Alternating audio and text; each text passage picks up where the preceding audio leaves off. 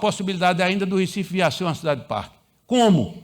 Transformando 1,2 metro quadrado por habitante, metro quadrado de área verde pública por habitante, em 20%, que é mais ou menos o que é recomendado pela ONU. É perfeitamente possível. Se vocês andarem de avião, ou com drone, ou de helicóptero, você vai ver que metade da cidade ainda é verde. É essa metade que a gente precisa salvar. Como? Através do urbanismo Lego. Os urbanistas não gostam que eu diga isso, não. Mas o urbanismo Lego é aquele que você desenha tudo e sai botando as peças na medida da possibilidade, da necessidade. Mas o desenho completo se faz. Se não fizer o desenho completo, qualquer pedra é doida.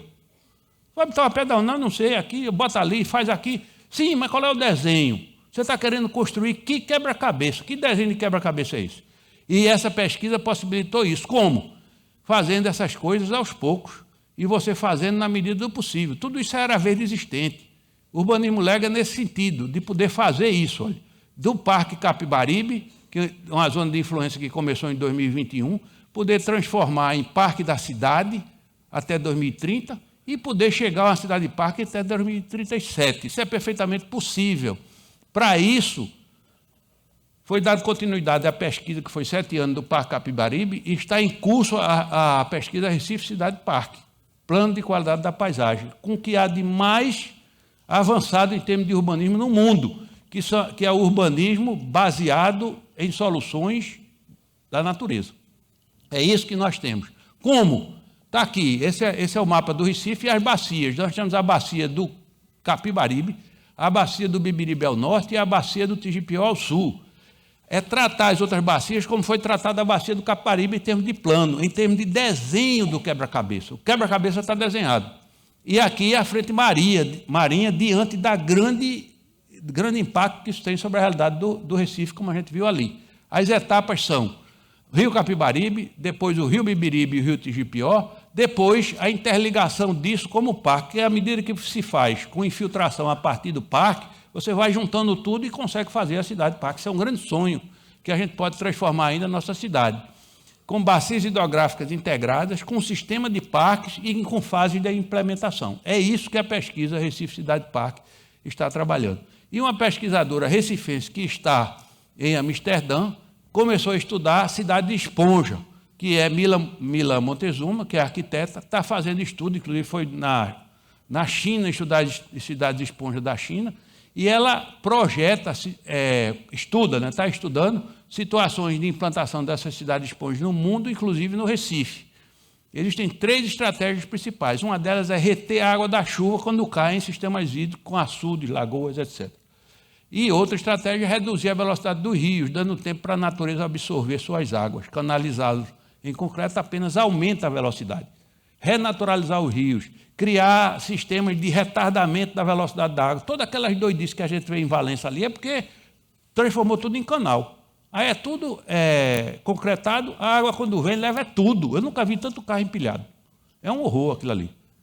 E a gente não pode deixar que isso aconteça entre nós. A terceira estratégia é adaptar a cidade para que tenham áreas alagáveis, grandes estruturas naturais. O Recife tem vocação para isso. Bem, isso fez tanto sucesso, essa discussão, que foi a tecnologia que já foi desenvolvida aqui, baseada na ciência, na tecnologia e na inovação, foi levada para a cidade de Haia, nos Países Baixos, que fez o seminário com base na tecnologia daqui. Olhe que eles são os maiores especialistas do mundo. Essa é a turma daqui lá, discutindo o assunto, está lá. Organização do workshop feito e essas soluções eles começam a discutir para adotar lá. E outra coisa que eu queria dar em primeira mão essa notícia a vocês são as caminhadas domingueiras, que esse ano próximo ano vai completar 15 anos. Eu queria pedir, olha, eu sou modesto, mas eu queria pedir uma salva de palmas para as caminhadas domingueiras.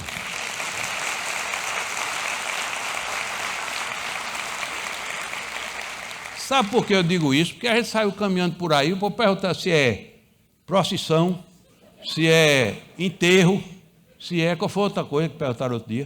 Eu disse, não, é caminhar para quê? Vocês são de fora? Não, é daqui mesmo, mas dentro da própria cidade, Qual é o problema? Aí o cara fica olhando assim, ou o cara fica, geralmente é o cara não faz essa pergunta, não. Aí outro dia, por que você não se candidata a vereador? De jeito nenhum. Eu sou de candidato com a idade que eu tenho a presidente da República, para resolver tudo de uma vez. Eu vou perder meu tempo. Aí, inclusive eu disse a Raul Henri, Henri, se isso acontecer e eu for eleito, você será o ministro da Educação. Ele nem achou graça. Bom, por que eu falei do Caminhada Domingueira? Porque a gente, por nossa sugestão, fizemos um percurso que a Prefeitura adotou, que é um percurso do centro. Inclusive, inauguramos isso. Eu tive a oportunidade de inaugurar com o prefeito Ana Paula Vilaça, uma heroína da recuperação do centro, que é a Rota Histórico-Cultural. Pela primeira vez está sinalizado no Recife, com esses splash, com esses banners aqui, com esses marcos no chão. Pela primeira vez está instalado. Precisa melhorar? Precisa, mas está instalado. Tivemos avanços notáveis, como o retrofit do Moinho, Recife, e o novo Hotel Marina, nos dois extremos do bairro do Recife. Mas a gente precisa cuidar, do lado de lá. E aí, alguns avanços importantes. A Prefeitura do Recife desapropriou o Trianon e o Cinema Arte Palácio, que é o primeiro cinema. O Arte Palácio é anterior a Guararapes. É de Rino Leve. É uma obra de arte da arquitetura moderna. Pré-moderna, inclusive. E teve muita importância o papel do Retratos Fantasmas de Kleber Mendonça. Não fora isso, o despertar para a importância de fazer o tombamento disso e transformar em cinema de arte, talvez fosse mais difícil. Mas também temos notícias do governo do Estado boas, que é a recuperação do Diário de Pernambuco, que passará a ser a Secretaria de Cultura. E também uma coisa maravilhosa. O primeiro cinema que eu entrei foi o São Luís.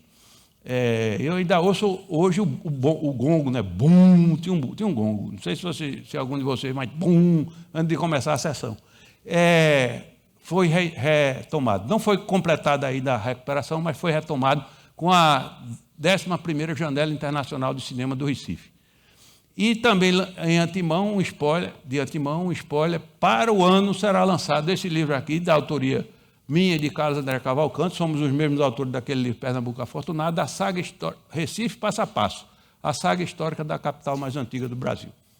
Vai ser lançado, e vai ser lançado também, no início do ano, o plano do centro do Recife, uma coisa feita pela AIS, Agência Recife para Inovação Estratégica, que, por acaso, eu estou como presidente do Conselho de Administração, que tem como estratégia básica isso aqui, é o território com a governança colaborativa e a reabilitação urbana sustentável, dinamização macroeconômica, resiliência ambiental e desenvolvimento sociocultural, com o objetivo de habitar o centro. Só tem solução o centro do Recife, eu estou falando não só da ilha do Recife, daquela que tem um moinho do lado e o hotel do outro, mas o lado de cá, Santo Antônio de São José, a ilha, chamada Ilha de Antônio Vaz. A estratégia se dará a partir do território e habitar o centro. Habitar o centro vai além de simplesmente ocupar espaço físico de moradia. Envolve a ideia de viver o centro de forma plena, com pessoas interagindo, vivenciando o espaço urbano em sua totalidade, lugar de moradia. E olha que tem candidato a isso, a gente fez uma pesquisa, tem gente que quer, sim, morar no centro. E aí, no meio dessa discussão, apareceu a possibilidade de transformar Dantas Barreto como linha do tempo viva da história do Recife, articulada com um sistema de praças históricas que culmine na Praça da Apoteose dos 500 anos, primeira capital brasileira. Por quê? Porque essa avenida que foi rasgada no meio de São José foi cortado ao meio com a Dantas Barreto. No entanto, ela ficou como uma espécie de ferida permanente lá e pode ser um grande eixo de estruturação. Por quê? A gente tem aqui a Praça da República, que é de Nassau, no século XVII. Nós temos aqui a Praça do Comércio de Nassau, que é hoje a Praça da Independência.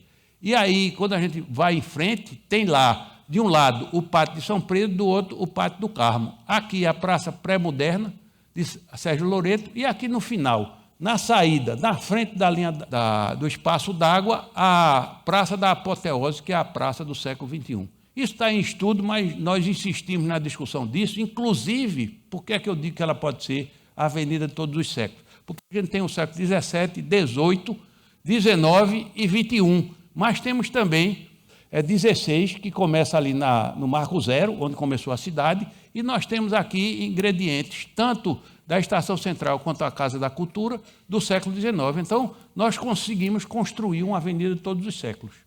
Então, é essa a ideia aqui, ó, a Praça da República, Jardim Maurício de Nassau, a Ilha do Zeca lá do outro lado, como um parque, a Avenida Guararapes no entorno e o Caio Estelita como a Praça do século XXI. E aqui é uma junção de imagens que o projeto Recife Cidade Parque já faz, dessa chegada Dantas Barreto ali no cais Estelita e defronte da Bacia do Pina. E pode ser a grande praça dos 500 anos. Isso está em estudo, mas eu já adianto a vocês aqui, para que a gente possa ir discutindo.